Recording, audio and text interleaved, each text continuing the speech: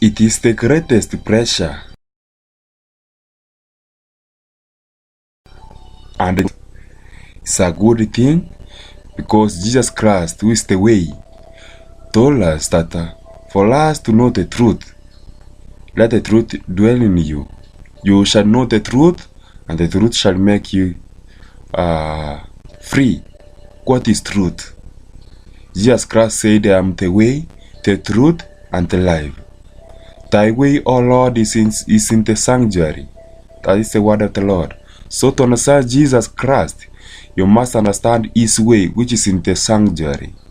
The sanctuary articles and its importance.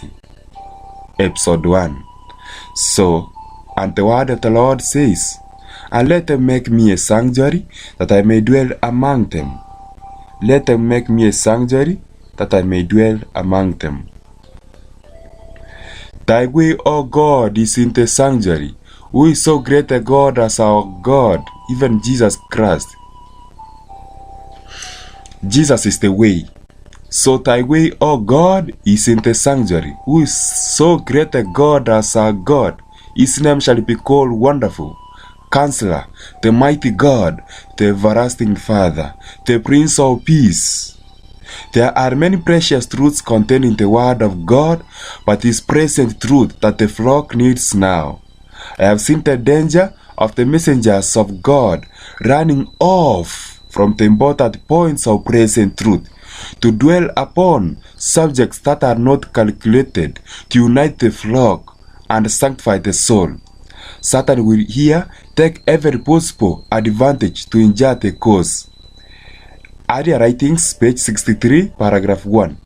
But such subjects as the sanctuary in connection with the 2300 days, the commandments of God, and the faith of Jesus Christ are perfectly calculated to explain the past Advent movement and show what our present position is, establish the faith of the doubting, and give certainty to the glorious future. These I have frequently seen were the principal subjects on which the messenger should dwell. Our writings, page 63, paragraph 2. Christ was the foundation of the Jewish economy. He was the way. Christ was the foundation of the Jewish economy. The system of types and antitypes, types and symbols was a compacted prophecy of the gospel, a presentation in which were bound up the promises of redemption. Acts of the Apostles, page 14, paragraph 1. In like manner, the types which relate to the second coming must be fulfilled at the time pointed out in symbolic service. Great Controversy, page 399, paragraph 4. The great plan of redemption, as revealed in the closing work of these last days, should receive close examination. The scenes connected with the sanctuary above should make such an impression upon the minds and hearts of all that they may be able to impress others. All need to become more intelligent in regard to the work of the atonement which is going on in the sanctuary above right now. When this grand truth is seen and understood, those who hold it will work in harmony with Christ to prepare a people to stand in the great day of God, and their efforts will be successful. By study, contemplation, and prayer, God's people could be elevated above common earthly thoughts and feelings, and will be brought into harmony with Christ. Oh, amen. And this great work of cleansing the sanctuary above from the sins of the people. I repeat, by study, contemplation, and prayer, God's people will be elevated above common earthly thoughts and feelings, and will be brought into harmony with Christ and His great work of cleansing the sanctuary above from the sins of the people. Their faith will go with Him into the sanctuary, and the worshippers on earth will be carefully reviewing their lives and comparing their characters with the great standard of righteousness. Oh, glory, the Lord. They will see their own defects. They will also see that they must have the aid of the Spirit of God if they would become qualified for the great and solemn work for this time which is laid upon God's ambassadors. Testimonies to the Church, Volume 5, page 575, paragraph 1. Importance of the sanctuary. What is the importance now of the sanctuary? Says the great deceiver, we must watch those who are calling the attention of the people to the Sabbath of Jehovah. They will lead men to see the claims of the law of God, and the same light which reveals the true Sabbath reveals also the ministration of Christ in the heavenly sanctuary, actually as an high priest. They says the great deceiver, the devil, we must watch those who are calling the attention of the people to the Sabbath of Jehovah. They will lead men to see the claims of the law of God, and the same light which reveals the true Sabbath reveals also the ministration of Christ in the heavenly sanctuary, and shows that the last work of man's salvation is now going forward. Hold the minds of the people in the darkness till the work is ended, and we shall secure the world and the church also. Special Testimonies, paragraph volume 4, 337, paragraph 2. Importance of the sanctuary continued. The subject of the sanctuary was the key which unlocked the mystery of the disappointment of 1844 of the Seventh-day Adventist Church. It opened to view a complete system of truth, connected and harmonious, showing that God's hand had directed the great Advent movement and revealing present duty as it brought to light the position and the work of his people. Light from the sanctuary illuminated the dark or the past, the present and the future. Light from the sanctuary message illuminated the past, the present and the future.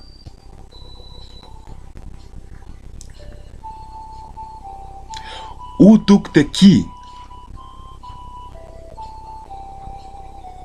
Okay, let us continue. The question is, who took the key?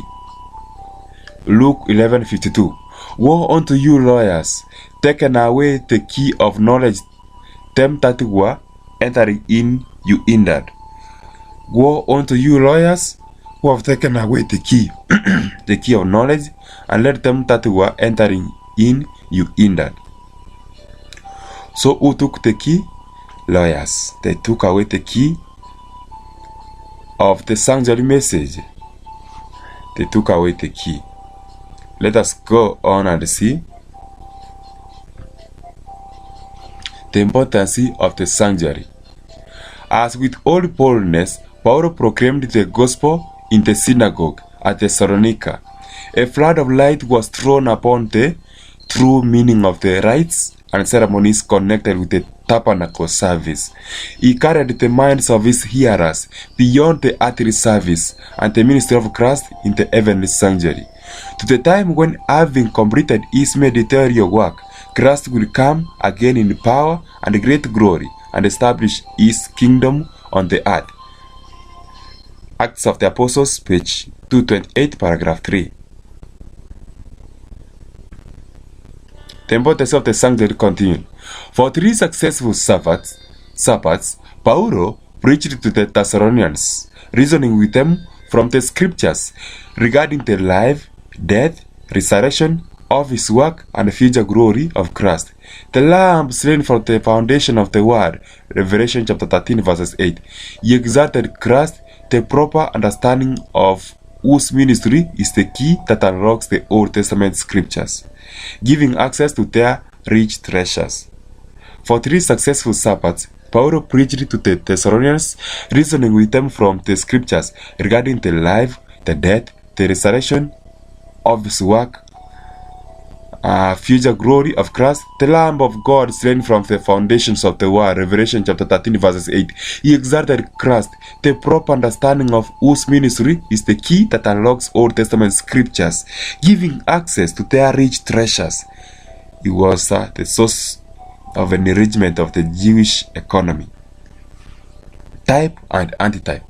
For the law was given by Moses, but grace and truth came by Jesus Christ. The law was given by Moses, but grace and truth came by Jesus Christ. John chapter 1 verse 17. Jesus said unto him, I am the way, the truth, and the life. No man cometh unto the Father, but by me. John chapter 14 verse 6. Take this book of the law and put it in the side of the ark of the covenant of the Lord your God, that it may be therefore a witness against thee. Deuteronomy chapter 31 verse 26. So, it also continues to say that this book of the law was put aside in the ark of the covenant, and there was a witness against them. And Jesus Christ also was a witness. So, and blotting out, there is a statement saying, blotting out the handwriting of the ordinances that was against us, which was contrary to us, and took it out of the way, nailing it to the cross. Colossians chapter 2 verse 14. What handwritings were against us? Those who were the handwriting which were against the Gentiles who were not given the privilege to worship God. There is such hindrances which were hindering people from entering the sanctuary, for it was pointing to the cleansing of the sanctuary by Jesus Christ. It was foreshadowing the coming of Jesus Christ the second time. Let us continue.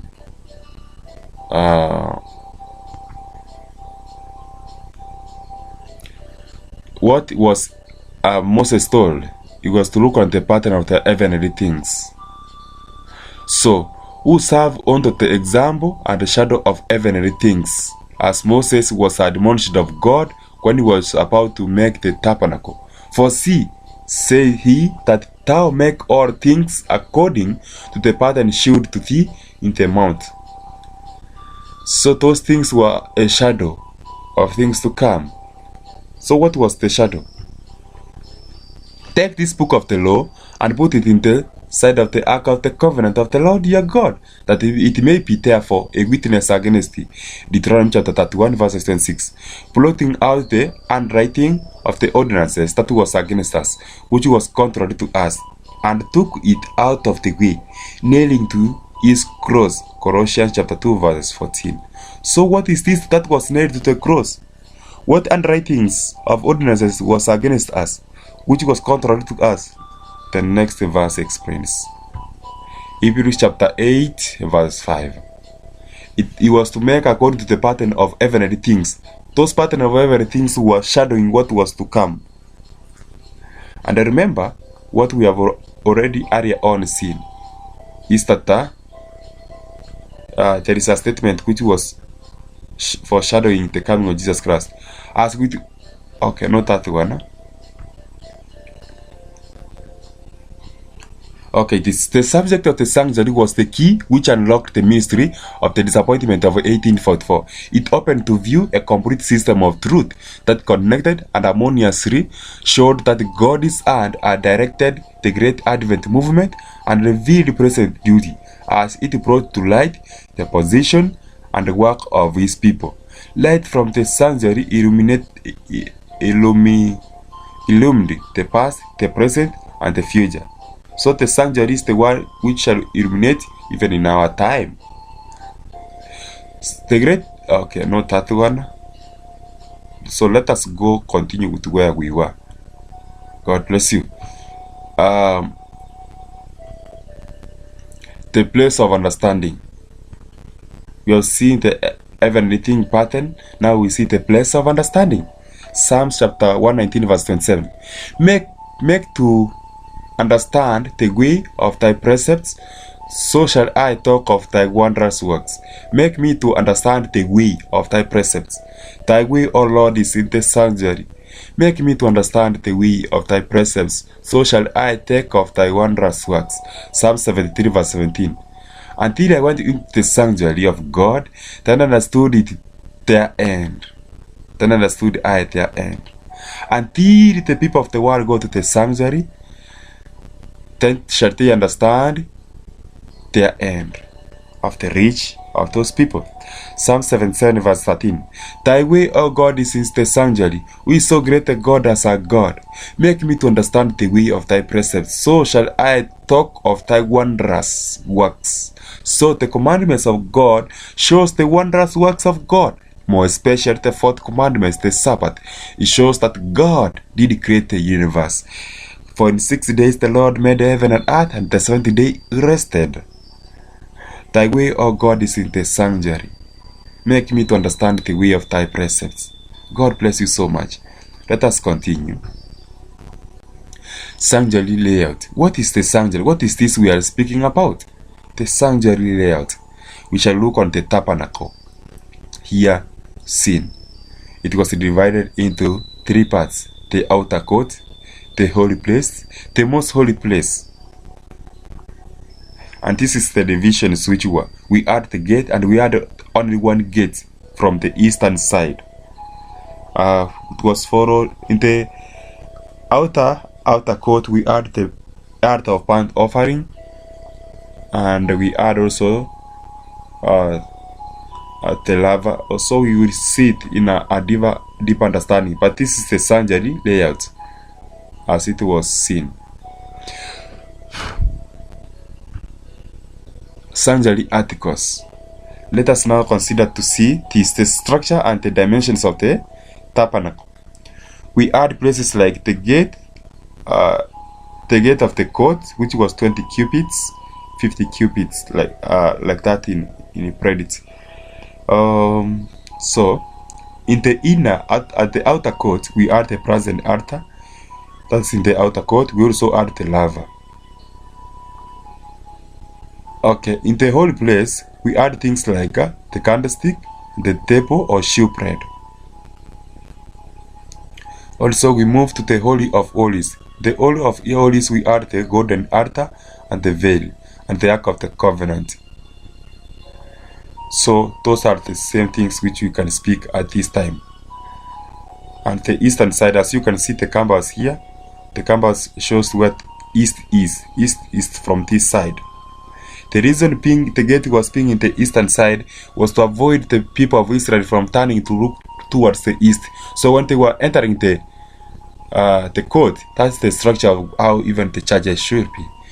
It's whereby even the method in which whenever the church looks back to the east, whenever America looks back to Rome, which is in the eastern side, they are going to pagan worship, sun worship, Sunday worship. They have gone very far away. So the reason they were entering from the eastern side was to avoid sun worship. If you read the book of Ezekiel, you will understand when the people looked to the east and they worshipped the sun, Tammuz, the sun god. So let us continue to see as we look on the structure of the tabernacle or the sanctuary. The sanctuary. And let them make me a sanctuary that I may dwell among them. Exodus chapter 25 verses 8. And she shall bring forth a son, and thou shalt call his name Jesus, for he shall save his people from their sins. Now all this was done, that it might be fulfilled which was spoken of the Lord by the prophet, saying, Behold, a virgin shall be with child, and shall bring forth a son, and they shall call his name Emmanuel, which being interpreted is God with us. Matthew chapter 1 verses 21 to 23. Why make a sanctuary? Why a sanctuary? What ye not that your body is the temple of the Holy Ghost, which is in you, which you have of God, and you are not your own? So why a sanctuary? What? Know ye not that your body is the temple of the Holy Ghost, which is in you, which you have of God, and you are not your own?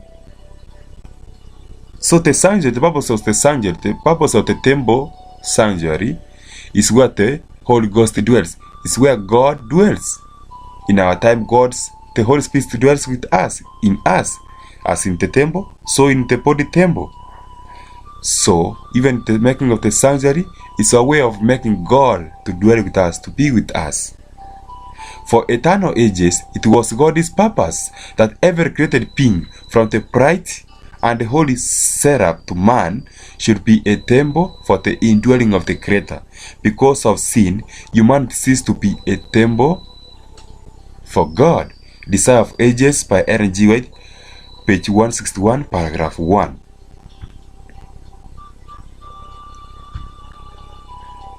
Sanctuary.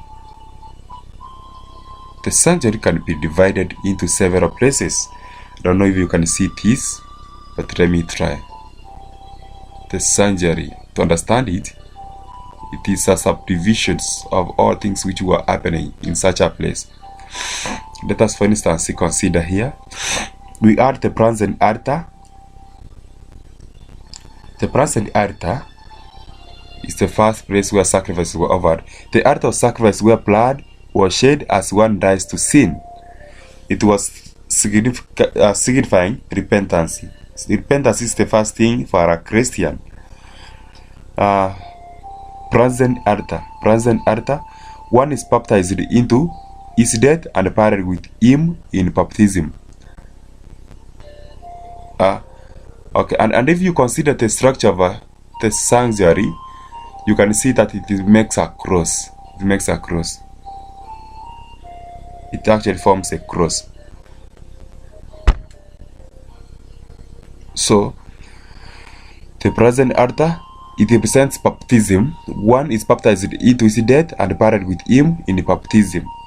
Thy way, O Lord, is in the sanctuary. So, it means repentance, baptism, the golden candlestick. The golden candlestick, which was used to lighten, the golden candlestick was holding lamps. So, the light of the tabernacle, there is light in God's words or in the scripture that kills our beliefs and traditions. The light is the word of the Lord. That's the light. We also the light shining to the ends of the earth. Table with shewbread, it is God's words. It is God's words. The altar of incense. The altar of incense. When man approaches God in prayers, he has to die to serve and the flesh. So the altar of incense was representing Tara, forgiveness and cleansing. Let us consider this. Acts chapter 2 verses 36. Therefore, let all the house of Israel know assuredly that God has made the same Jesus whom you have crucified, both Lord and Christ. Now, when they heard this, they were pricked in their hearts, and said unto Peter and to the rest of the apostles, Men and brethren, what shall we do? Then Peter said unto them, Repent, the first thing, then be baptized, the second thing, every one of you, in the name of Jesus Christ, for the remission of your sins. So the third thing which we see out of incense, it was representing one to die to serve and the flesh, as you approach God in prayers. A remission of your sins, and you shall receive the gift of the Holy Ghost. The Holy Spirit then dwells in us, in this body temple. So you can understand those things. The structure of the sanctuary, it is under this pattern. It makes a cross in this formation. The first thing we find is the present altar. And this pattern of the sanctuary, it shows, Hebrews chapter 9 verse 11, it says, a greater and more perfect tabernacle, not made with hands of men. You can also look on Mark chapter 3 verse 6, Hebrews chapter 13 verse 8. Now, the first thing we see is the present altar. It was representing where sacrifice was being offered. It was representing Jesus, our offering for sin. In Hebrews chapter 9 verse 28, the Bible says, So Christ was once offered to bear the sins of many, once per year, and unto them that look for him shall he appear the second time without sin unto salvation. Present altar, where the sacrifice was being offered. The cross, representation. Jesus' baptism, the place of cleansing. It was foreshadowing the place of cleansing. The Bible says that no man shall see God except he be baptized. That is the message Jesus Christ gave to Nicodemus. No man shall see God unless he be baptized.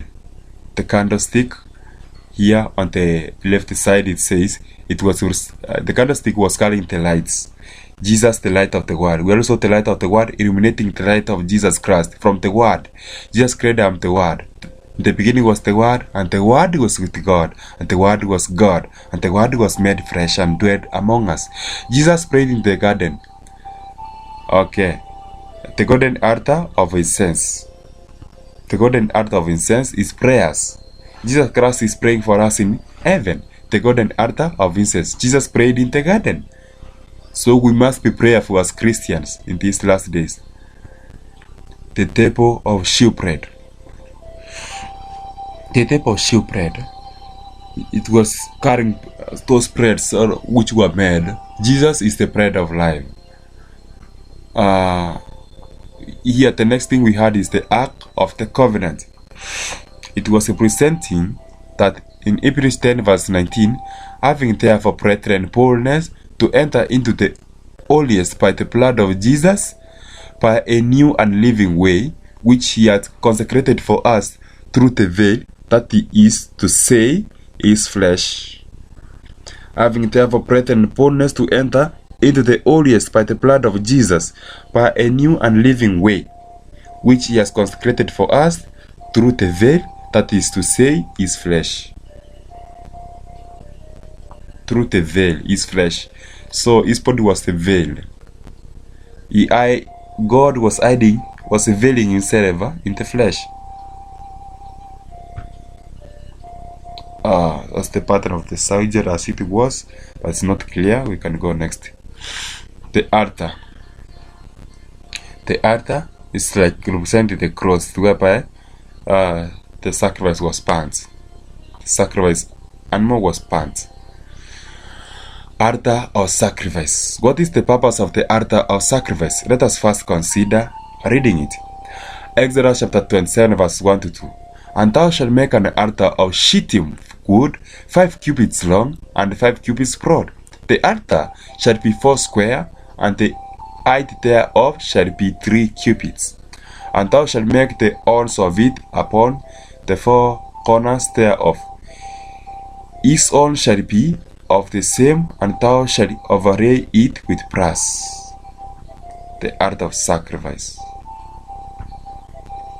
The altar, it was looking like this. That's the altar. The altar was in the outside court. It was seen by all men. It was seen by all men. It was representing the cross. No one is forbidden to approach it at all. There had to be sacrifice made onto the altar. Everything inside depends on the work done at the altar. Luke chapter 13 verse Luke 13. I tell you, nay, but except you repent, you shall all likewise perish. It was for all. It was given for all. So, the present altar, sacrifice, the first thing, repentance. The next thing which comes is forsaking of sins. One way to God, one altar for the entire nation. One altar for the entire nation was needed in Israel. The only place for offering sacrifices. One present altar, one only place. John chapter 14 verse 6. The only way, the only altar, the only cross of Jesus Christ shall save us. I am the way, the truth, and the life. Jesus said unto him, John chapter 14 verse 6. I am the way, the truth, and the life. There is no pardon, no righteousness, no peace, no grace, no blessings, no salvation, only through the sacrifice of the cross of Jesus Christ. No washing at the laver without the work at the present altar. No washing at the laver without the work at the present altar, which was done by Jesus Christ. The altar representing the shedding of blood and death of Jesus. No death, no burial, no shedding of blood, no remission of sins thereafter. No burial, no shedding of blood, no remission of sins. Without Jesus Christ on the cross, there is nothing.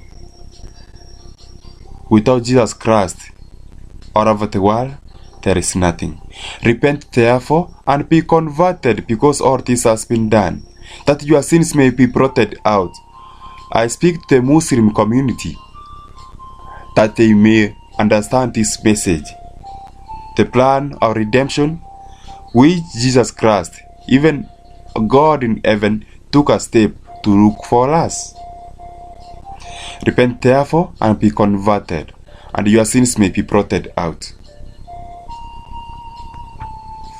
And the sin is the transgression of the laws of God. The present earth also, we continue, is that John chapter 3 verse 14. And as Moses lifted up the serpent in the wilderness, even so must the Son of Man be lifted up. Hebrews chapter 10 verse 12. By this man, after he had offered one sacrifice for sins forever, sat down on the right hand of God. And as Moses lifted up the serpent in the wilderness, even so must the Son of Man be lifted up. Hebrews chapter 10 verse 12. By this man, after he had offered one sacrifice for sins forever, sat down on the right hand of God.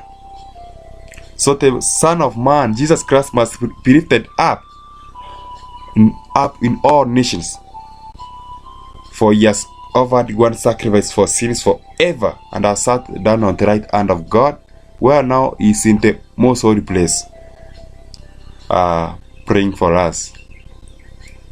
The altar continued is Hebrews chapter 13 verse 10 to 12. We have an altar, whereof they have no right to eat which serve the tabernacle. We have an altar, wherefore they have no right to eat which serve the tabernacle. For the bodies of those beasts whose blood is brought into the sanctuary by the high priest for sin are burned without the camp, outside the camp. Wherefore Jesus also, that he might sanctify the people with his own blood, suffered without the gate.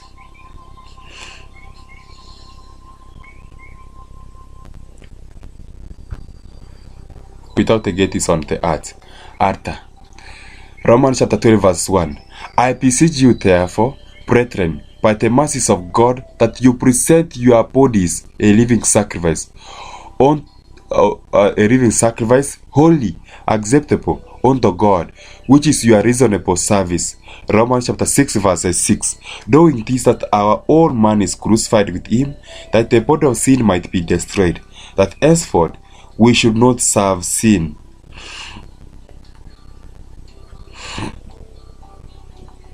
That is how that structure was looking about. That is how it looked on. As a sample of it, the pleasant altar. Now let us move to the laver.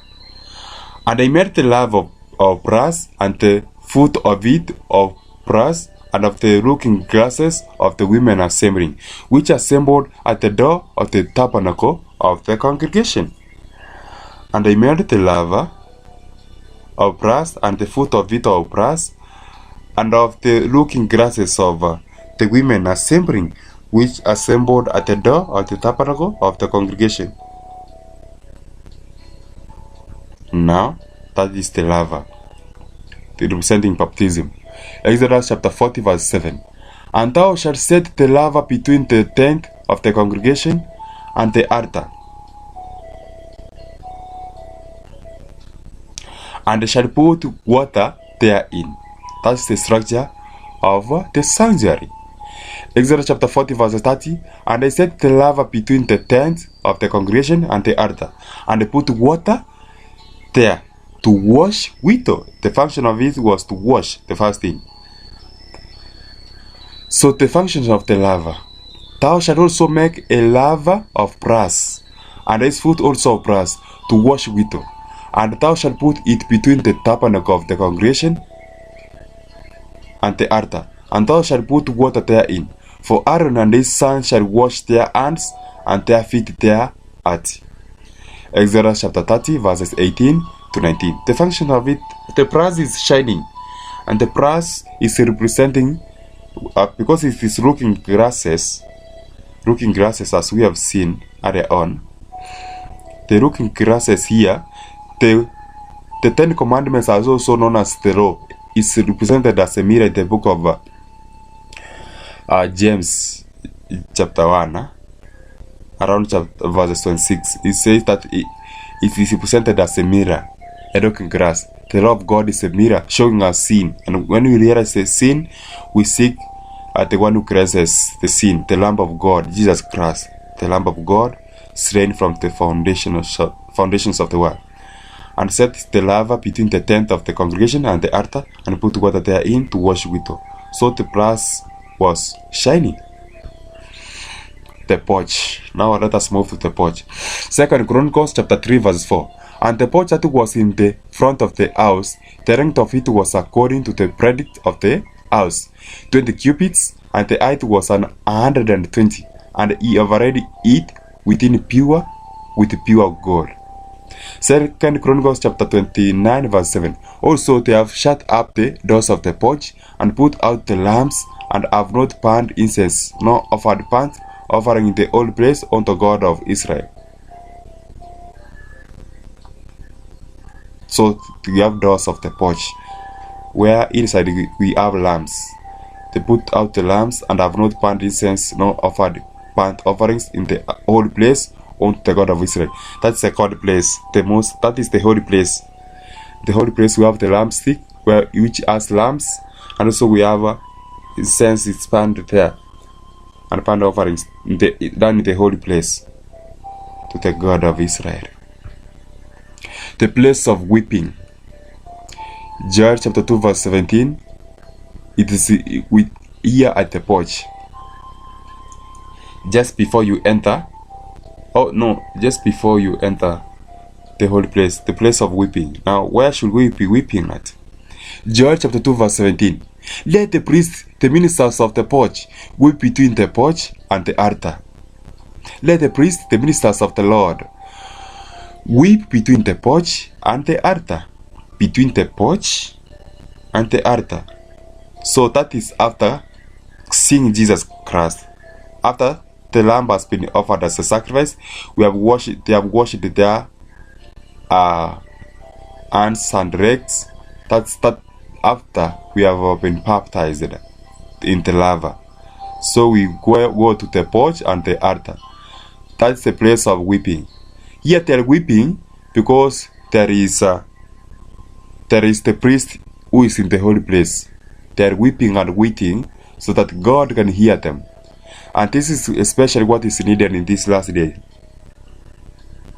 And let them say, spare thy people, O Lord, and give not thy heritage to reproach, that the Athenians should rule over them. Wherefore should they say among the people, where is their God? The place of baptism is in the laver. The laver is the place of baptism.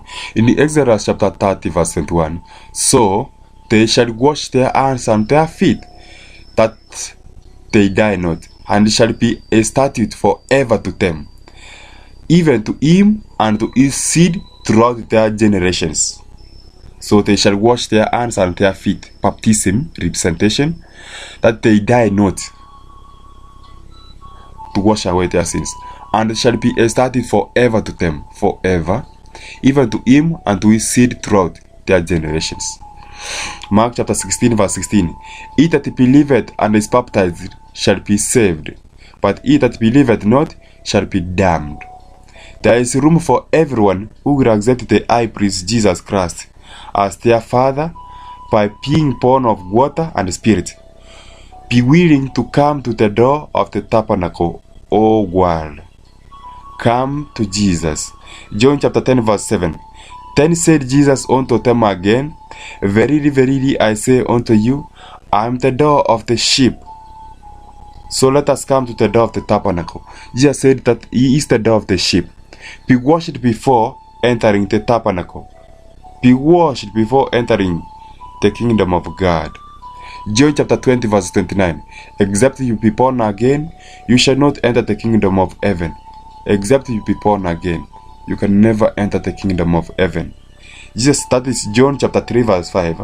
Jesus answered, Verily, verily, I say unto thee, except a man be born of water and of the Spirit, he cannot enter into the kingdom of God in heaven.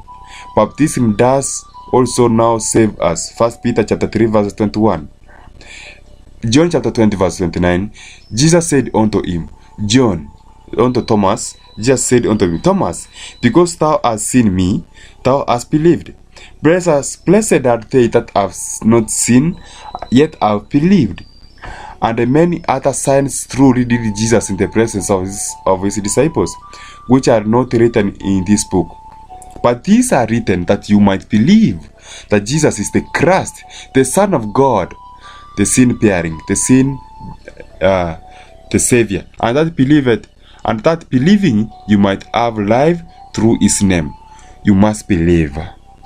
It was placed between the altar, that's the laver. The laver was placed between the altar, that's between repentance, where a debt was demanded, and the tabernacle, that's the kingdom. And that is the Lord thy Spirit gave Apostle Peter the message. Repent. Herein, to repent, we have said it is at the altar or a death to sin. Repent and be baptized, every one of you. So, repentance, it is between the altar and it is between the altar and the laver. Okay, we have seen it was placed between the altar, repentance, where a death was demanded, and the tabernacle, the kingdom, and that is the Lord by the Spirit. So, what is the kingdom? The kingdom of heaven. So, we find here that on earth was representing the outer court. And immediately after the outer court, as we enter heaven. You cannot enter heaven if you have not been baptized. So it was placed between the altar, repentance, where a death was demanded, and the tabernacle, the kingdom. And that is the Lord by the Spirit gave Apostle Peter the message. Repent and be baptized, every one of you. Here is done in the laver, in the name of Jesus Christ, for the remission of your sins, and you shall receive the gift of the Holy Ghost.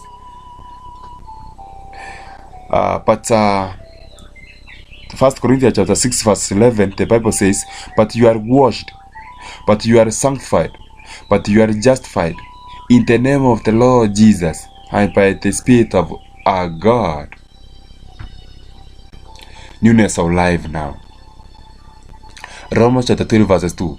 And be not conformed to this world, but be yet transformed by the renewing of your mind, that you may prove what is that good and acceptable and the perfect will of God. Romans chapter 6 verses 4. Therefore, we are buried with him by baptism into death, that like as Christ was raised up from the dead by the glory of the Father, even so we also should walk in newness of life.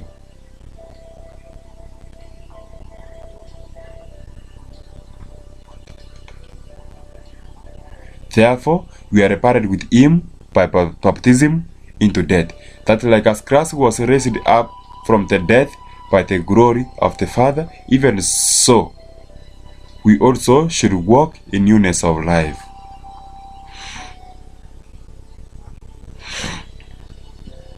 Significance of outer court. Place is a place where conversion was made.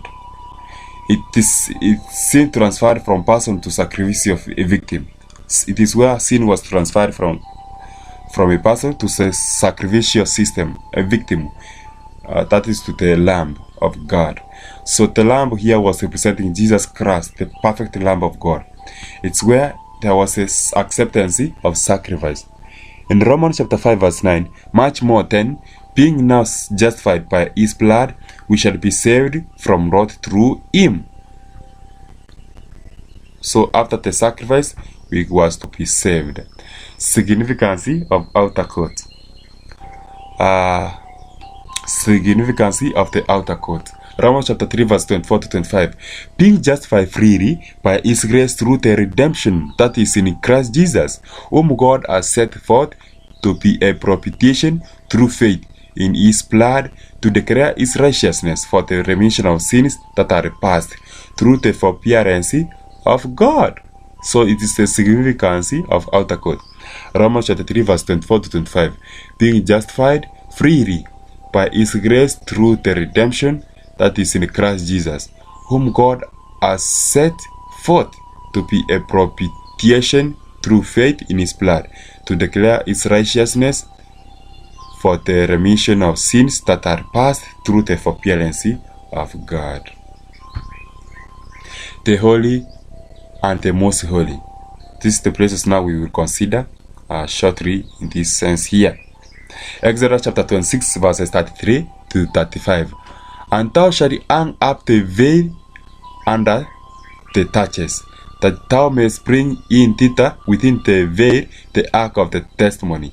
And the veil shall divide unto you between the holy place and the most holy place. And thou shalt put the mercy seat upon the altar of the testimony in the most holy place.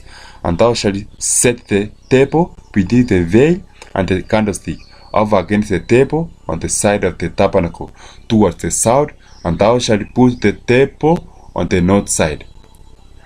I repeat, and thou shalt hang up the veil under the thatches, that thou mayest bring in thither within the veil the ark of the testimony. And the veil shall divide unto you between the holy place and the most holy. And thou shalt put the mercy seat upon the altar of the testimony in the most holy place. And thou shalt set the table between the veil and the candlestick over against the table on the side of the tabernacle towards the south, and thou shalt put the table on the north side. Holy and the holy place. These are the things which are here, and this is the arrangement as it was to be. And I said it is like a cross. We have the candlestick which we are lighting, and this is the holy place. The holy place, and we have a difference between which divides the most holy place. The holy place where candlesticks were, the shewbread was also there. Okay, the most holy place we have the ark of the covenant. Also, we have also have the holy place. So that's the structure and the things which are being shown there. Let us continue to expound on this. And this is the structure of this tabernacle, of this sanctuary was seen. Thy way, O Lord, is in the sanctuary. The type of shewbread. The type of shewbread here, you see it has shewbread on it. The table of shewbread. Exodus chapter 25, verse 23 to 24. Thou shalt also make a table of shittim gold. 2 cubits shall be the length thereof, and a cubit the breadth thereof, and a cubit a half the height thereof. And thou shalt overlay it with pure gold, and make thereunto to a crown of gold round about. Exodus chapter 25, verse 30. And thou shalt set upon the table of shewbread before me always. Exodus chapter 26, verse 35. The table on the north side. It is on the north side, the table of shewbread. So, the work of the Sabbath. The work of the Sabbath. The work of Sabbath. 1 Samuel chapter 21, verse 6. So the priest gave up. So the priest gave him allowed bread, for there was no bread there, but the shewbread that was taken from before the Lord, to put hot bread in the day when it was taken away. It was given to David. The work of the Sabbath. Let us continue. 1 Chronicles chapter 9, verse 32. Verse 32. 1 Chronicles chapter 9, verse 32. So what is this bread which was given while it ought to the Lord? Hot bread was given in the day when it was taken away. It is the word of the Lord which shall be given the people on the Sabbath day. The Sabbath day is whereby people must be bred with the sure word. The sure word of God, the sure word of prophecy, the word of the Lord to the law and to the testimony. If they speak not according to this word, it is because there is no light in them. 1 Chronicles chapter 9, verse 32. And the heart of their brethren, of the sons of the Kohathites, were over the shewbread, to prepare it every Sabbath. So the word of the Lord must be prepared every Sabbath to be fed to the people. Matthew chapter 20 verse 5. Or have ye not read in the law how that on the Sabbath day the priests in the temple profane the Sabbath and are blameless? The work of the ministry typified. The work of the ministry was typified here in this sense. The bread of life. The bread of life. Who is the bread of life? We must meet our Lord on the Sabbath day, every Sabbath. We must prepare to meet our God in every Sabbath. We must prepare to meet our God in the millennium to come, the 7,000 year, which actually we are going, the time is over. We have been on earth for over 6,000 years. Now, the last millennium, we are about to go to heaven. We must prepare by eating the word of the Lord. Jesus Christ is the word of the Lord which came from heaven. We must eat it thoroughly. John chapter 6 verse 51.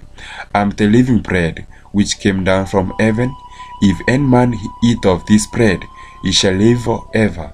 And the bread that I give is my flesh, which I will give for the life of the world. Matthew chapter 4 verses 4. But he answered and said, It is written, Man shall not live by bread alone, but by every word that proceeded out of the mouth of God. John chapter 6 verse 51. So it is telling us that Jesus Christ is the living bread which came down from heaven. He is the manna. He is the one actually who gave them manna in the wilderness. If any man eat of this bread, he shall live forever. And the bread that I will give him is my flesh, which I give for the life of the world. Matthew chapter 4 verse 4. So it is the sacrifice which the children of Israel took the lambs in Egypt. They smeared the blood on the lamb of the lamb in the doorpost, and also they eat that flesh. So that is the blood of the lamb. That is the lamb of God. Except you eat it and you drink its blood, you cannot live forever. Matthew chapter 4 verse 4. But he answered and said, It is written, Man shall not live by bread alone, but by every word that proceeded out of the mouth of the Lord. This is the food which shall be given to the people on the Sabbath day, and even every day we shall live by it. But on the Sabbath day, on the congregation, they must be fed thoroughly.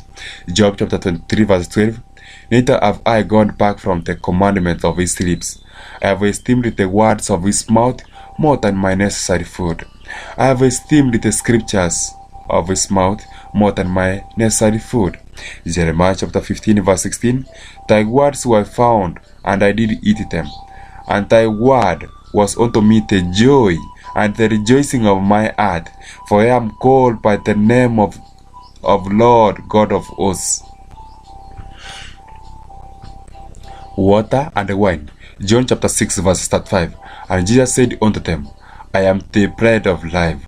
He that cometh to me shall never hunger, and he that believeth on me that shall never thirst. Water and wine. John chapter 6 verse 35. And Jesus said unto them, I am the bread of life. He that cometh to me shall never hunger, and he that believeth on me shall never thirst. We must believe on him. John chapter 4 verse 14.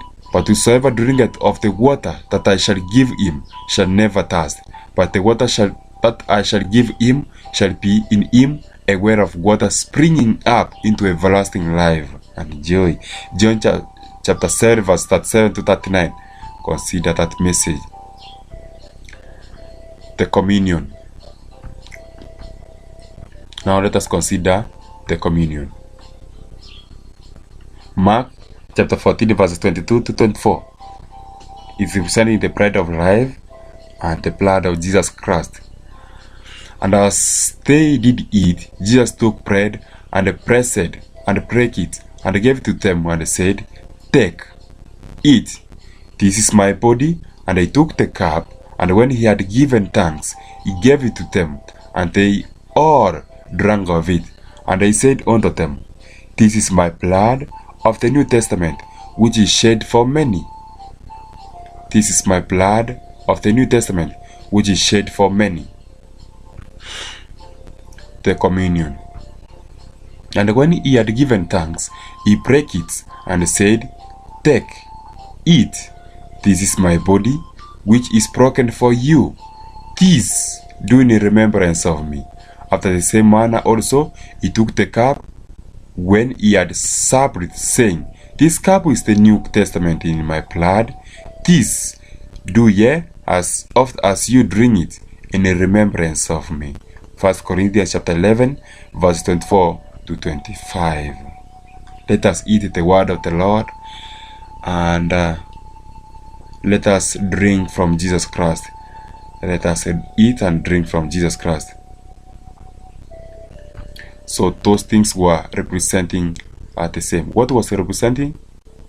Have you remembered? Water and the wine.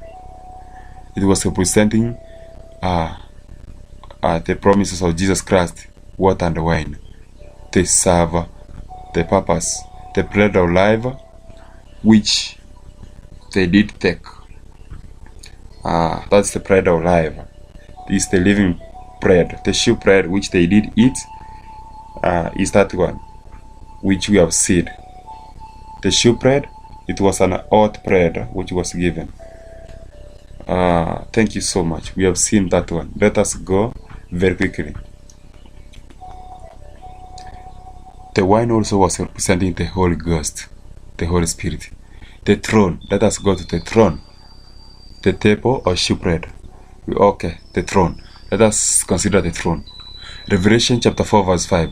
And out of the throne proceeded lightnings and thunderings and voices, and there were 7 lamps of fire burning before the throne, which are the 7 spirits of God. And out of the throne proceeded lightnings and thunderings and voices. Jesus. And there were 7 lamps of fire burning before the throne, which are the 7 spirits of God. The throne. Revelation chapter 5 verse 6. And I beheld, and lo, in the midst of the throne, and of the 4 beasts, and in the midst of the elders, stood a lamb as it had been slain, having 7 horns and 7 eyes, which are the 7 spirits of God, sent forth into all the earth. And they came and took the book out of the right hand of him that sat upon the throne. And I beheld, and lo, in the midst of the throne, and of the 4 beasts, and in the midst of the elders, stood a lamb as it had been slain, having 7 horns and 7 eyes, which are the 7 spirits of God, sent forth into all the earth. And they came and took the spirits of God, sent into all the earth. And they came and took the book out of the right hand of him that sat upon the throne. So, we understand here that from the throne proceeded the spirits of God guiding the churches, the 7 churches, the churches from all ages guiding us. So, it's a blessing. Candlesticks. We have candlesticks here. What's the function of the candlesticks? Exodus chapter 25 verse 31. And thou shalt make a candlestick of pure gold. Thou shalt make a candlestick of pure gold. Of beaten work shall be the candlestick be made.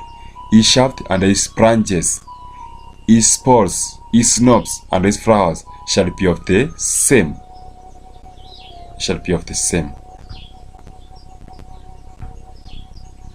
We have also the oil. The oil, it has a function here. The oil. And thou shalt command the children of Israel that they bring thee pure oil, olive beaten for the light, to cause the lamp to burn always. The lamp was burning always. Exodus chapter 27 verses 20. What's the function? We shall consider. And 2 olive trees by it, one upon the right side of the pole, and the other upon the left side thereof. This is the word of the Lord unto Zerubbabel. So the oil was representing the word of the Lord, saying, not by mighty, not by power, but by the Spirit, said the Lord of hosts. The Spirit of the Lord was represented also by the oil. It was also representing the olive oil. Okay, let us consider this. The two olive trees. Trees was representing the word of the Lord as well. And the Spirit was representing the oil. The oil was representing the Holy Spirit.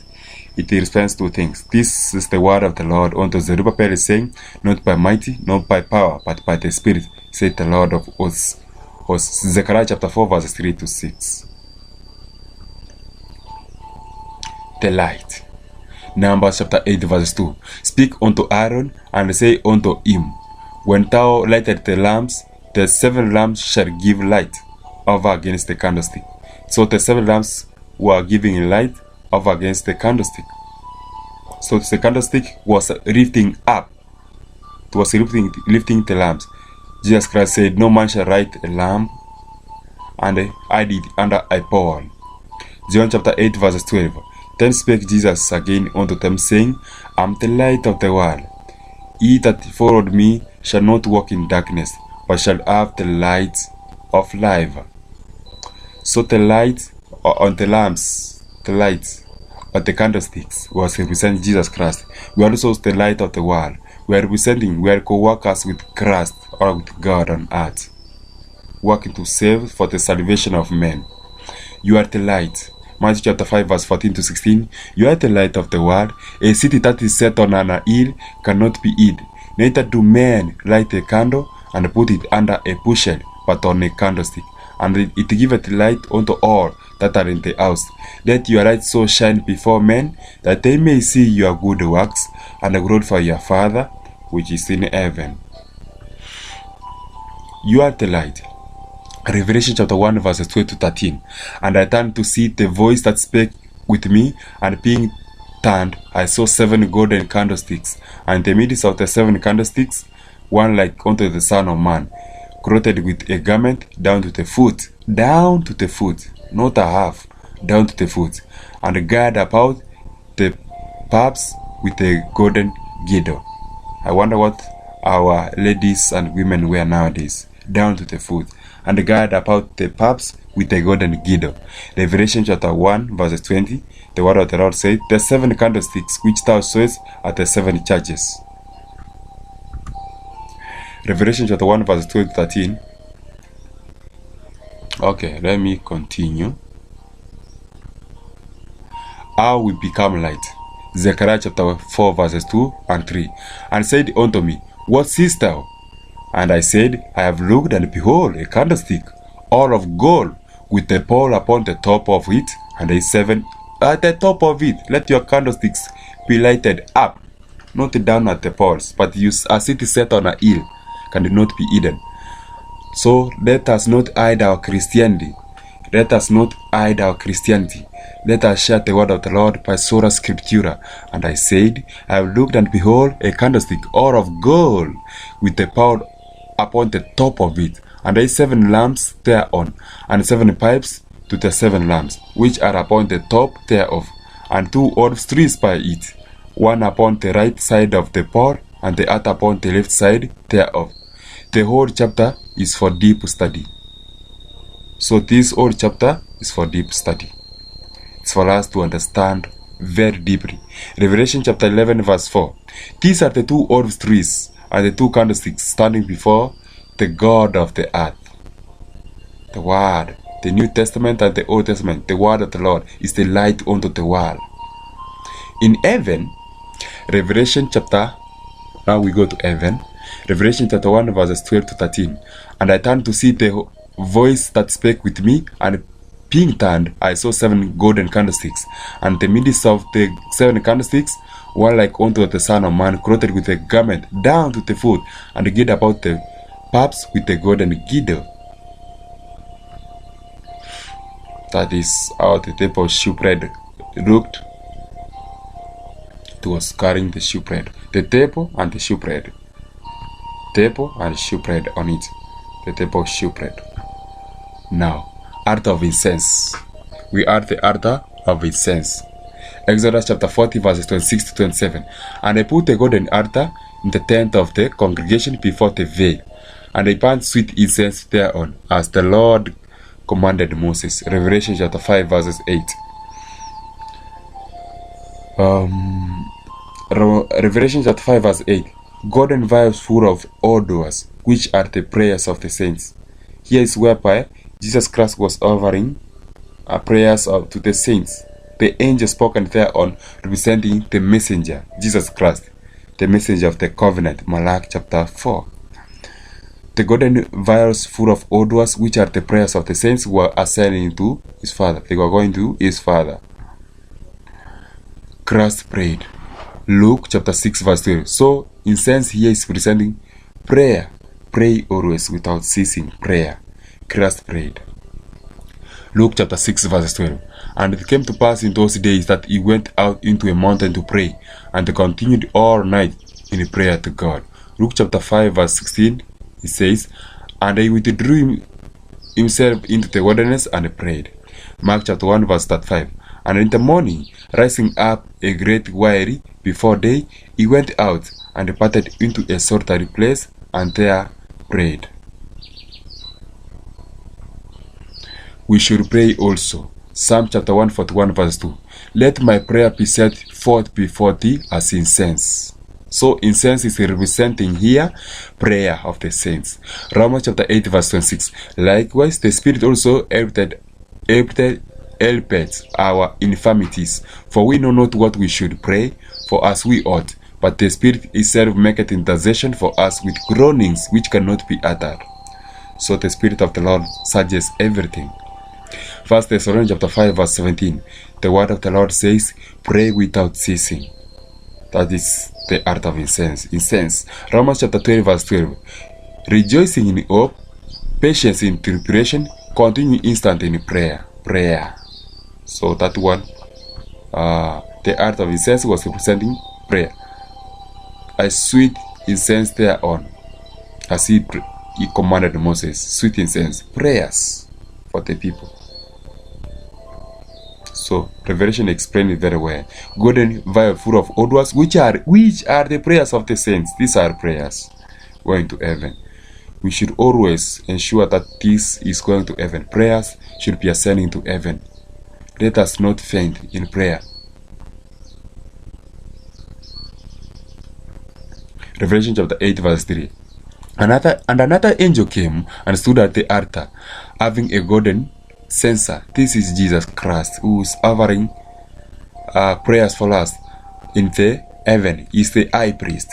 An angel, we say, is a Greek name meaning a messenger, someone who is sent. Jesus Christ is the messenger of the covenant who came to be a witness. And another angel came and stood at the altar in heaven, that is the most holy place, having a golden censer, and there was given unto him much incense, that he should offer it with the prayers of all saints upon the golden altar, which was before the throne. What the prophet saw here is, he quickly carried me from the earth to the holy city. In the city I saw a temple, which I entered. I passed through a door before I came to the first veil. This veil was raised, and I passed into the holy place. Here I saw the altar of incense, the candlestick with 7 lamps, and the table on which was the shewbread. After viewing the glory of the holy, Jesus raised the second veil. The glory of the holy, Jesus raised the second veil, and I passed into the holy of holies. Other writings, page 32, paragraph 2. Significance of the holy place. The significance of the holy place, it signifies the Christian life. It signifies the process of sanctification. So we are sanctified by those things which are there.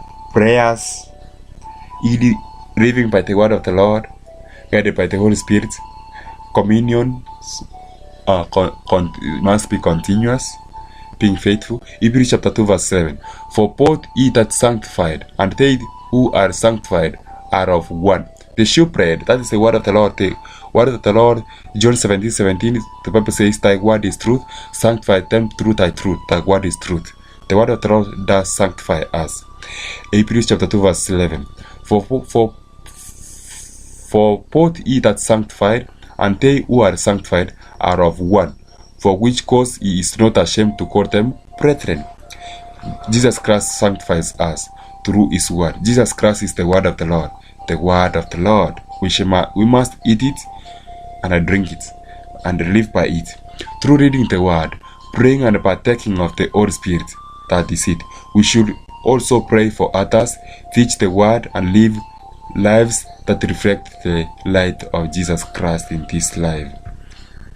The most holy place. Hebrews chapter 9 verses 3 to 5. And after the second veil, the tabernacle, which is called the Holy of All, which are the golden censer, and the ark of the covenant overlaid round about with gold, wherein was the golden pot that had manna, and Aaron's rod that budded, and the table of the covenant, and over it the cherubims of glory, shadowing the mercy seat, of which we cannot now speak particularly. Hebrews chapter 9 verses 3 to 5. That is in the most holy place. And after the second veil, the tabernacle, which is called the holiest of all, which are the golden censer, and the ark of the covenant, overlaid about with gold. So we have the golden censer and the ark of the covenant, which are overlaid about with gold, wherein was the golden pot that had manna, and Aaron's rod that budded, and the tables of the covenant, and over it the cherubims of glory, shadowing the mercy seat, of which we cannot now particularly speak. Now, it's not clearly seen. We can go to next page. The golden censer. So that is the picture of there where incense was being offered by the high priest. You have the cherubims which are being seen here, and here inside here is now where we have the ark of the covenant and such things which have been spoken. You have the golden censer. Golden censer is here. So what the Catholic Church are doing in our time is a counterfeit. That's not the true thing which should be done. That is not true worship. These are vain things which are being done. We have an high priest in heaven. It is Jesus Christ who is praying for us. Not even Mary. Mary, she is dead. Her bones are in the earth as that of David. So Leviticus chapter 16 verse 12. And they shall take a censer full of burning coals of fire from off the altar before the Lord, and his hands full of sweet incense, beaten small, and bring it within the veil. And they shall put the incense upon the fire before the Lord, that the cloud of the incense may cover the mercy seat, that is upon the testimony that he died not. Leviticus chapter 16 verse 12. Ye shall take a censer full of burning coals of fire from off the altar before the Lord, and his hands full of sweet incense, beaten small, and bring it with the veil. Beaten small, sweet incense, beaten small. So prayers must not be much, beaten small. We must not pray several words like the Catholic Church do. Let us pray simple words like the Aten do. So from off the altar before the Lord, and his hands full of sweet incense. Sweet incense we have seen its prayers of the saints. And bring it within the veil. And they shall put the incense upon the fire before the Lord, that the cloud of the incense may cover the mercy seat. That the cloud of the incense may cover the mercy seat, that is upon the testimony that he died not. So these prayers were to save him, that he was not to die. The mercy seat. Exodus chapter 26 verse 34. And thou shalt put the mercy seat upon the ark of the testimony in the most holy place. Exodus chapter 25 verse 19 to 20. The word of the Lord says, and make one cherub on the one end, and the other cherub on the other end. Even on the mercy seat shall you make the cherubim on the two ends thereof. You saw how the cherubims were shadowing and sitting there. And the cherubims shall stretch forth their wings on high, covering the mercy seat with their wings. And their faces shall look one to another. Towards the mercy seat shall the faces of the cherubims be. Towards the mercy seat shall the faces of the cherubims be. So they were looking like to the commandments of God. This is how they were looking at. These are the ark of the covenant. This is the ark of the covenant. These and these are the cherubims. This is Aaron's rod which parted, and this is the pot. The pot and Aaron's rod that parted. This is the Ark of the Covenant. Here, the Ark of the Covenant was seen in heaven. Inside it, we have the 10 Commandments. Let the churches understand this message, that they know that the commandments of God are in heaven, ruling in heaven and on earth. The commandments of God stands fast forever. Let us go next. Between the cherubims. Numbers chapter 7 verses 89. And when Moses was gone into the tabernacle of the congregation to speak with him, then he heard the voice of one speaking unto him from off the mercy seat that was upon the ark of the testimony, from between the 2 cherubims, and they spake unto him. And when Moses was gone into the tabernacle of the congregation to speak with him, then he heard the voice of one speaking unto him from off the mercy seat. Who is this? Jesus Christ. That was upon the ark of the testimony, from between the 2 cherubims, and they spake unto him. This was Jesus Christ who was speaking from between the cherubims, from that where the light was shining from. That was Jesus Christ. I sit between the cherubims. Oh God, my Lord, who sits between the cherubims. Oh, I love that one. The word of the Lord is the lamp unto my feet. Okay, between the cherubims. Jesus Christ sits between the cherubims. I wish they could have understood the message of John. Jesus Christ, when he died, there came angels standing one after he had arisen. The angels who called the children of God who went to see the testimony is that one was sitting on the head side and another on the foot side. It represents how Jesus Christ sits in heaven. Psalms chapter 99 verse 1. The Lord reigneth. Jesus Christ reigns. Let the people tremble. Let the earth tremble and worship him. He is seated between the cherubims. He is seated between the angels. Note Isaiah chapter 6 verse 1 to 6 for the description of the throne in heaven. It will tell you that Jesus Christ sits between the cherubims. The Ark of the Covenant. The Ark of the Covenant contains the 10 Commandments of God. Deuteronomy chapter 10 verse 4. And they wrote on the tables, according to the first writing, the 10 Commandments which the Lord spake unto you in the mount out of the midst of the fire, in the day of the assembly. And the Lord gave them unto me, and I turned myself and came down from the mount, and put the tables in the ark which I had made.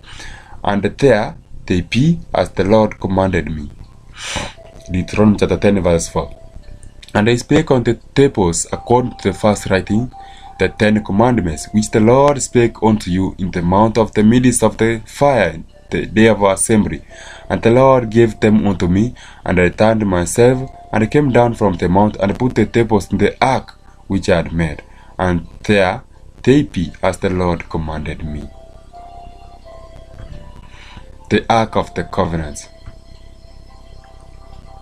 Antitype. Exodus 34 verse 5 to 7. The Lord is his name, merciful and gracious and long-suffering. Okay. So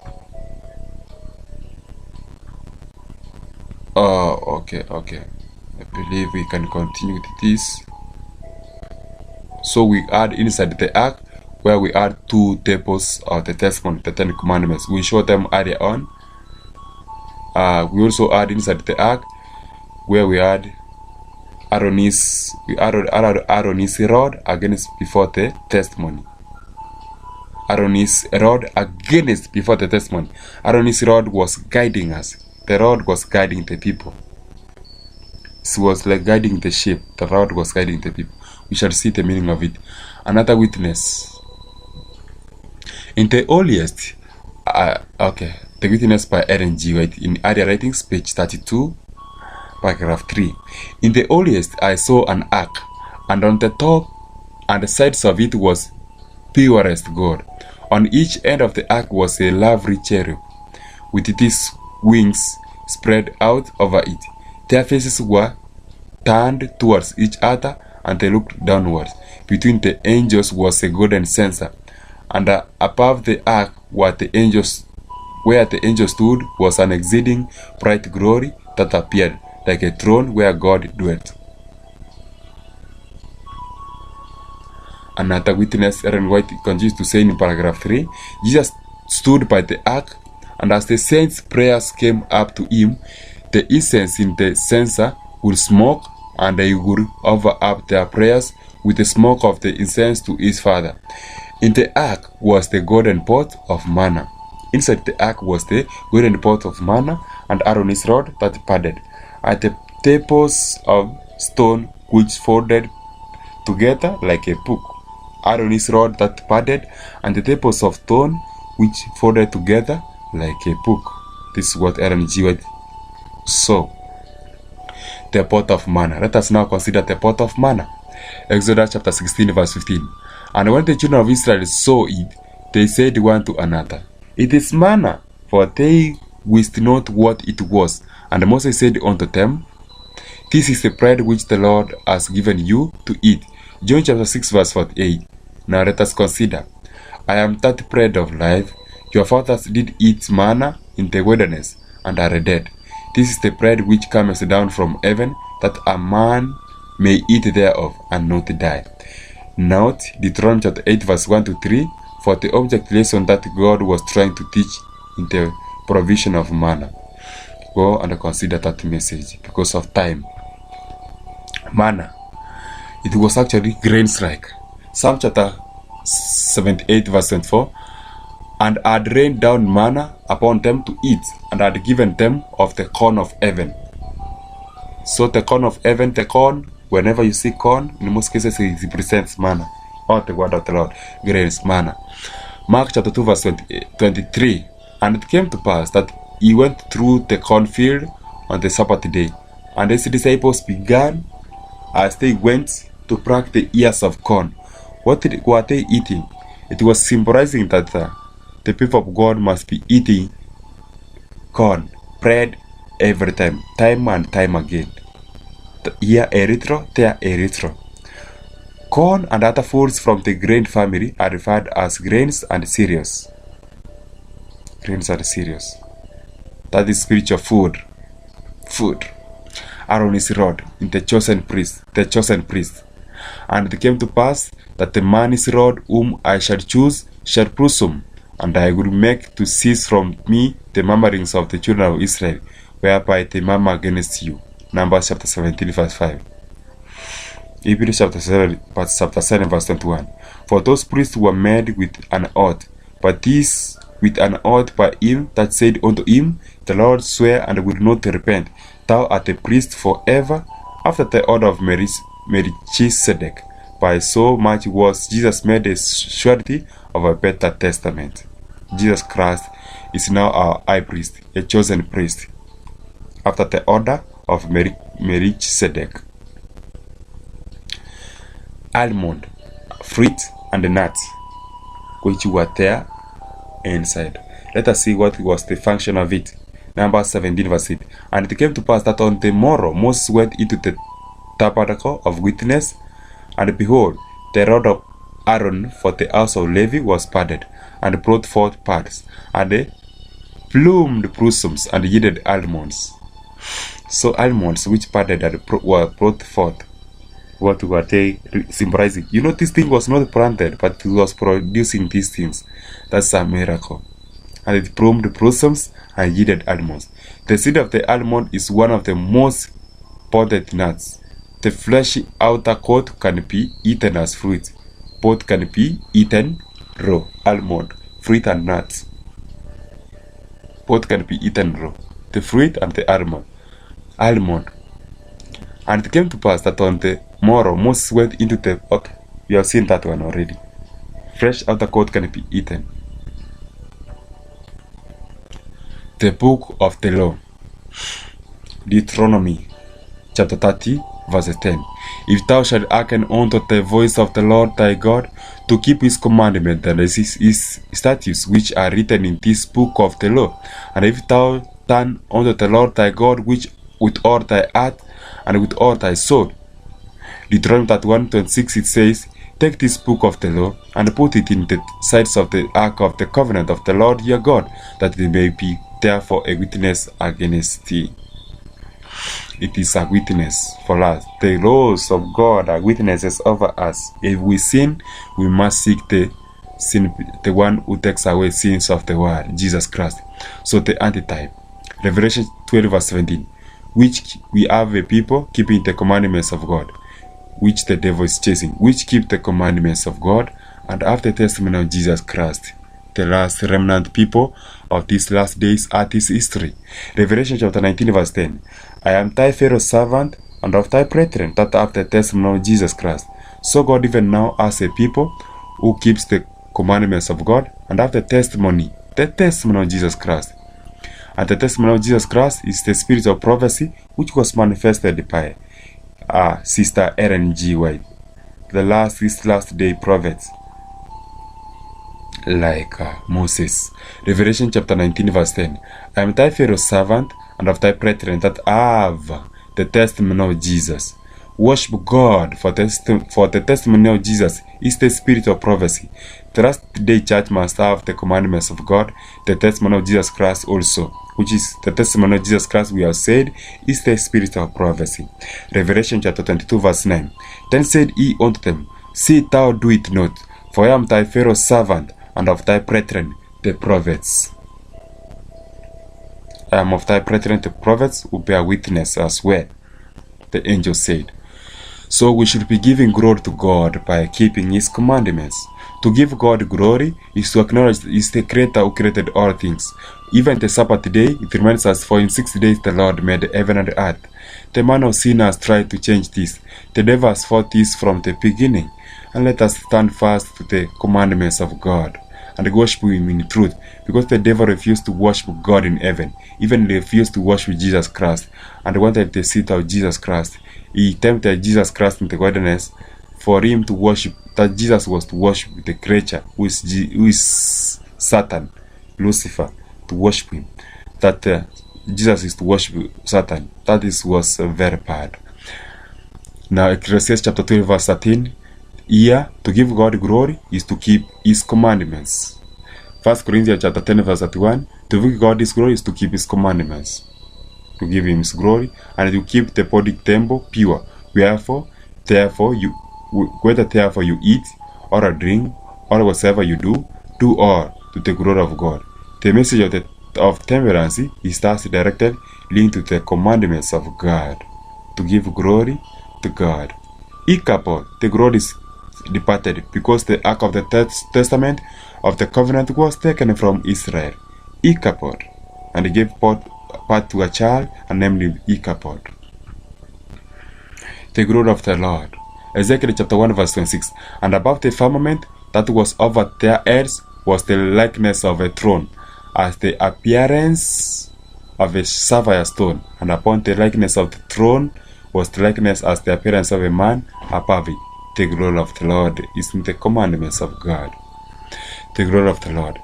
And I saw as the color of amber, and appearance of fire round about with it, from the appearance of his ruins even upwards, and from the appearance of ruins even downwards. I saw as it were the appearance of fire, and it had brightness round about it. Brightness? What was it covering? And as the appearance of the poor that is in the crowd in the day of rain, so was the appearance of the brightness round about it. This was the appearance of the likeness of the glory of the Lord. And when I saw it, I fell upon my face, and I heard a voice of one that spake, that is in the holy place.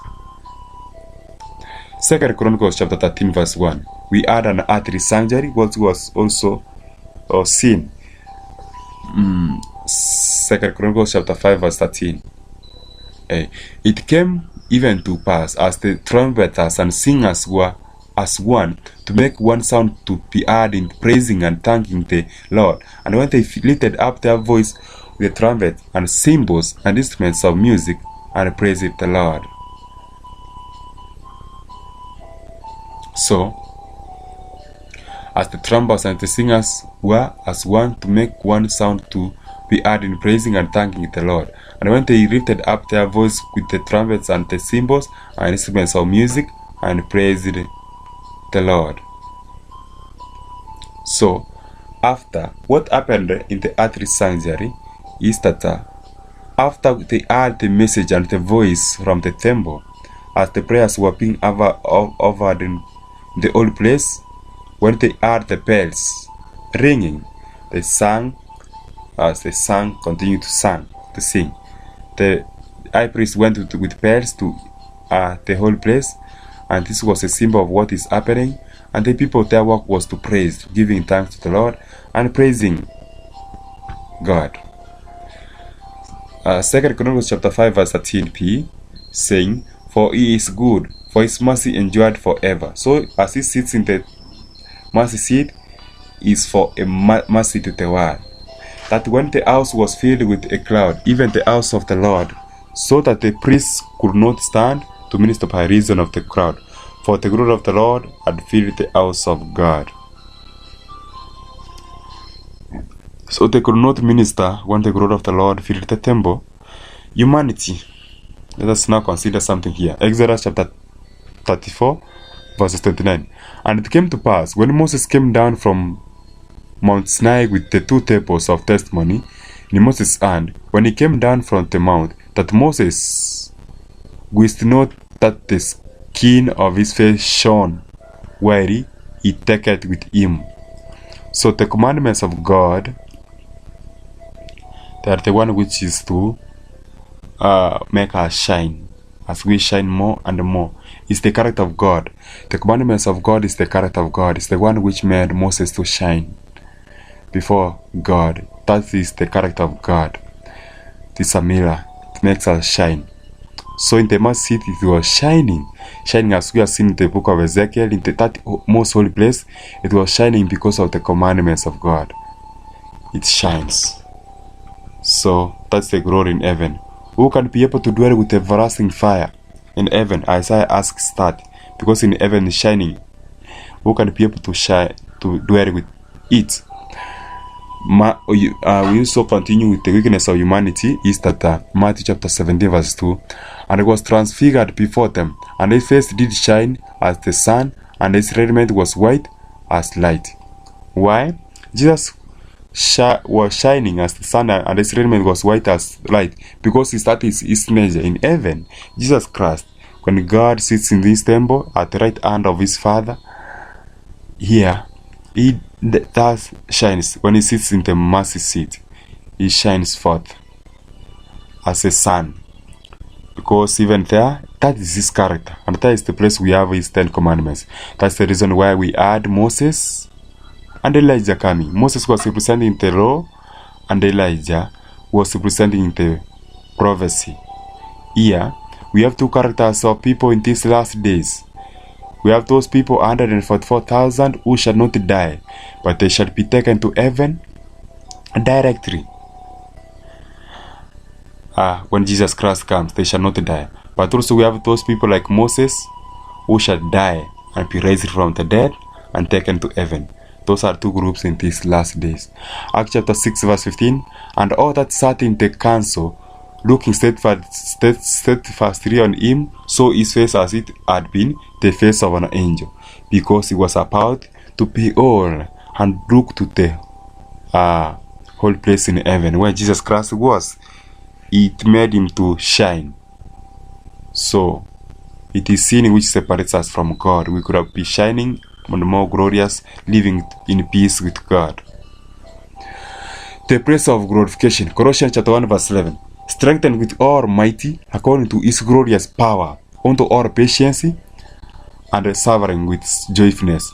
Romans 8:30. "Moreover, whom he did predestinate, them he also called, and whom he called, then he also justified, and whom he justified, then he also glorified."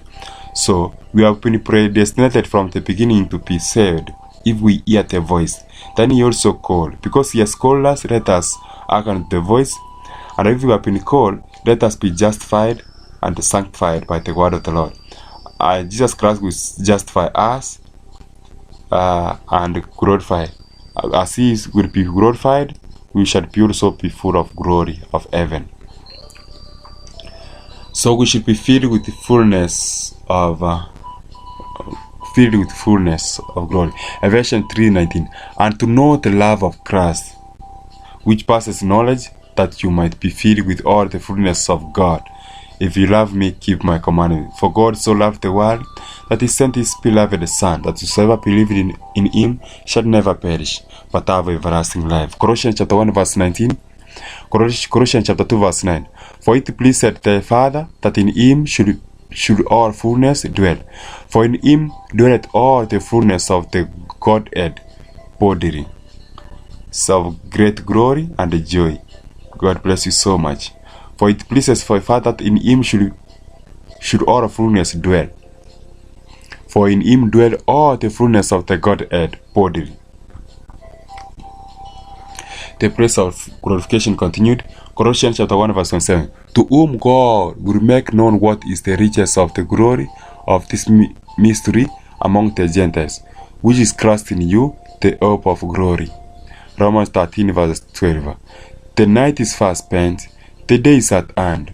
Let us therefore cast off the works of darkness, and let us put on the armor of light. Glory. Let us turn now to God. Having known all this message of the sanctuary, let us now turn to God. Be you Islam, be you a Christian, whosoever person you are, turn back to God. He is the one who created us and has made this pattern so that we can understand the message. Be filled with God's glory, O people.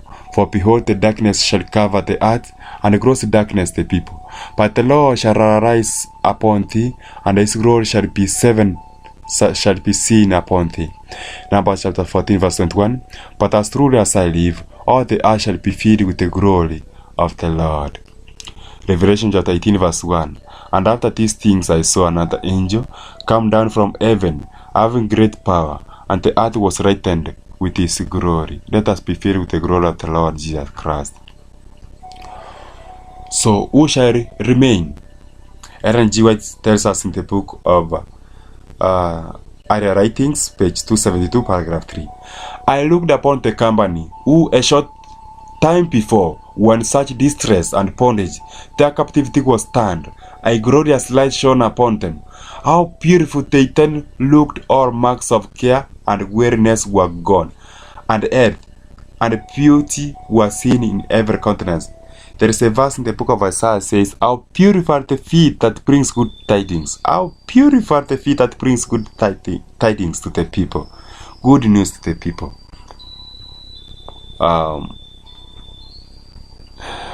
Who shall remain? Aaron continues in paragraph 3. Their enemies, the earth around them, fell like dead men.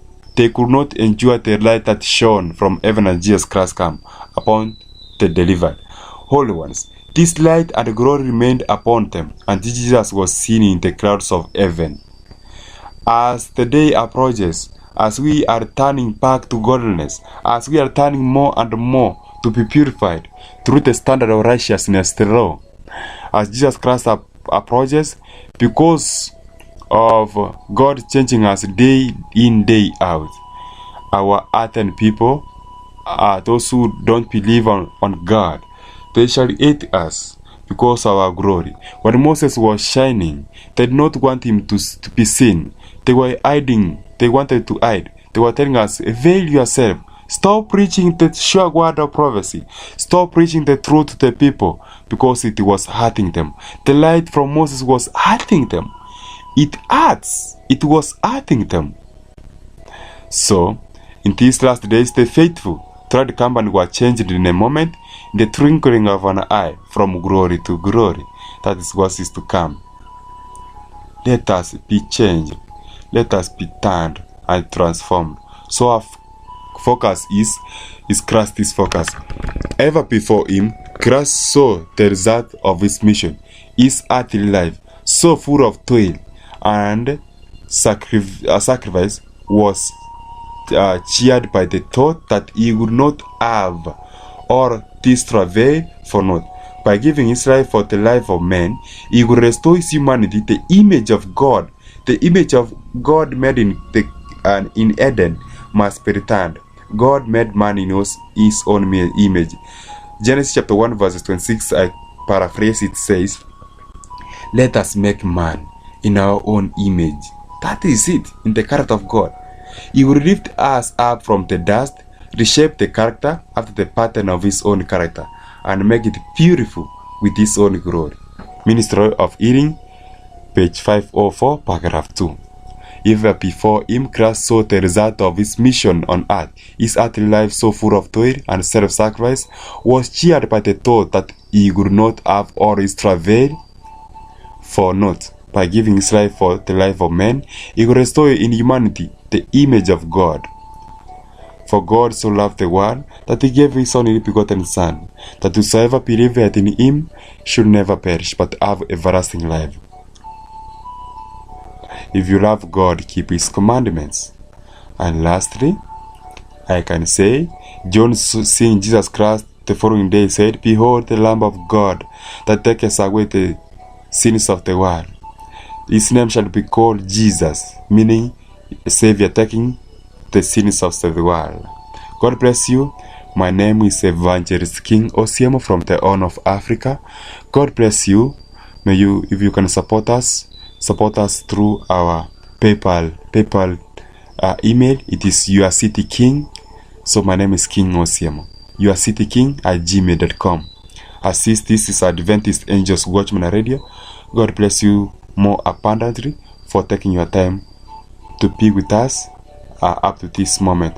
God bless you more abundantly. Amen. Peace be with you. May God bless you, and thank you for taking your time to be with us at this juncture.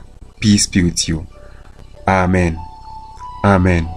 Jesus is coming. Find us on Facebook, Twitter, YouTube, Adventist Angels Watchman Radio. Amen.